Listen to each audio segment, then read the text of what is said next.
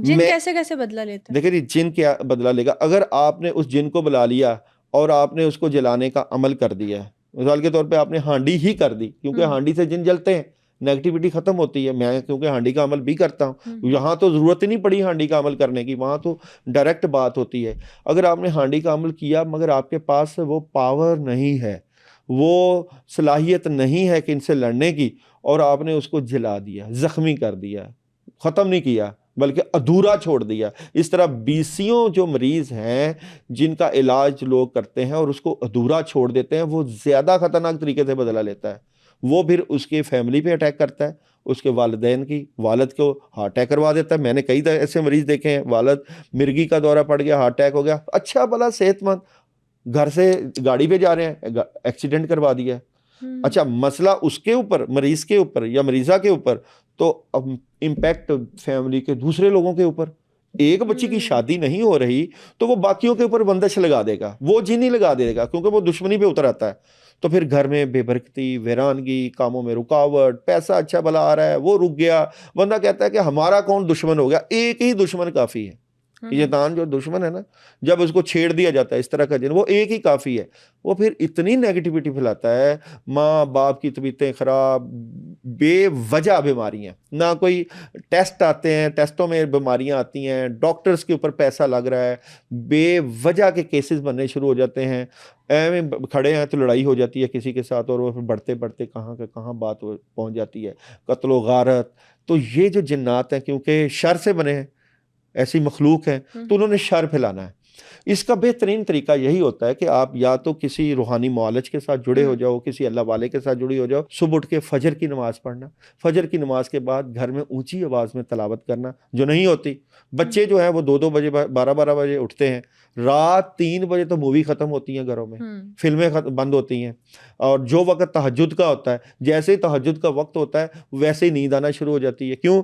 شیطان کو پتا ہے کہ اگر اس کے دل میں اس وقت آ گیا, چلو جی میں اٹھ کے فجر کی نماز ہی پڑھ لوں یا تہجد پڑھ لوں, وہ اسی وقت سلاتا ہے. آج کل آپ دیکھ لو کہ اکثر لوگ جو ہے وہ جیسے ہی اذانیں شروع ہو رہی ہوتی ہیں کہتے ہیں چلیں جی اب رات مکمل ہوگی, اب ہم سو جائیں. ساری رات موبائل کا استعمال کرتے ہیں, ساری رات موویز کا استعمال کرتے ہیں, فلمیں دیکھتے ہیں. لیکن جو برکت کا وقت ہے, تہجد کا وقت, جس وقت اللہ کی پکار, اور آسمان کے ساتھ میں آسمان تک فرشتے کہ کوئی تو ہے جو اللہ تعالیٰ سے مانگے, کوئی تو ہے اللہ سے رزق مانگے, کوئی تو ہے صحت مانگے, کوئی تو ہے اللہ تعالیٰ سے جو برکت مانگے, عافیت مانگے, سکون مانگے, تو اللہ تعالیٰ عطا کرتے ہیں. اللہ تعالیٰ مانگنے والے کو دیتے ہیں. تو ہم نے مانگنا چھوڑ دیا, جب ہم نے مانگنا چھوڑ دیا, حفاظت اپنی مانگنی چھوڑ دی, نیگیٹیوٹی میں آ گئے, تو پھر ابلیس کے لیے تو بہترین موقع ہے, بہترین موقع ہے کہ وہ ہمارا وقت ضائع کرے, ہمیں شیطانی رستوں پہ لگائے. یہ جو میڈیا تھا, یہ چیزیں تھیں, یہ کچھ سیکھنے کے لیے تھیں, یہ وہ چیزیں تھیں جس سے ہم اپنی تربیت کرتے.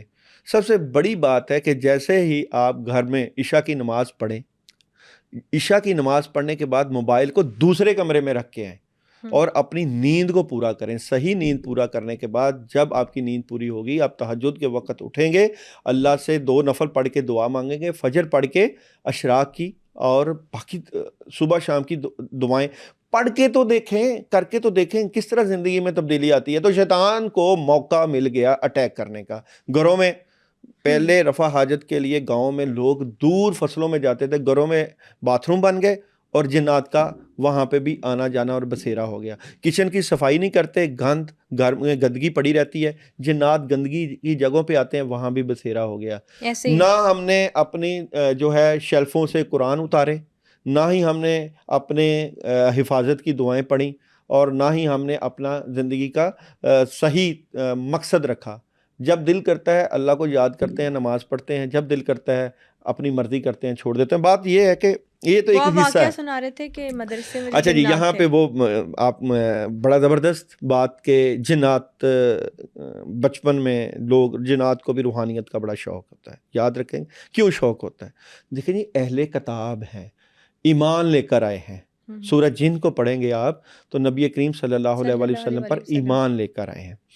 اب کئی ایسے اولیاء اللہ, ایسے نیک بندے جن کے پاس جا کر یہ روحانیت سیکھتے ہیں اور فیض حاصل کرتے ہیں, کیونکہ انسان اشرف المخلوقات ہے, اور اشرف المخلوقات ہونے کے ناطے اللہ تعالیٰ نے اس کو بہت سی پاور سے نوازا ہے.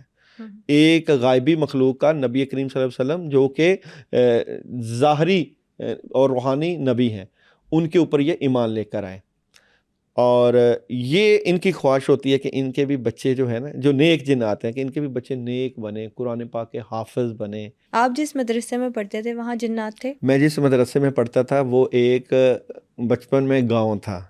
اب گاؤں میں جو حافظ قرآن تھے وہ ایک نابینا تھے, اور ہم بھی وہاں پہ قرآن پاک پڑھنے جاتے تھے بچپن میں. اور مجھے وہ یاد ہے کہ جب بچے ہماری تعداد تقریباً 25 سے 30 تھی بچوں کی نا, تو وہاں پہ ایک بچہ وہ اکثر جو ہے وہ بے ہوش ہو جایا کرتا تھا.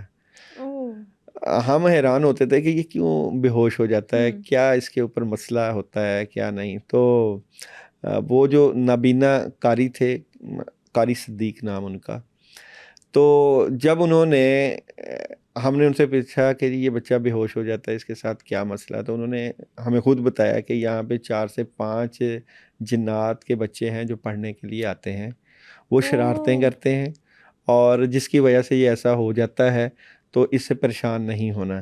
تو پھر ہم اکثر ایسی حرکات و سکنات وہاں پہ دیکھا کرتے تھے.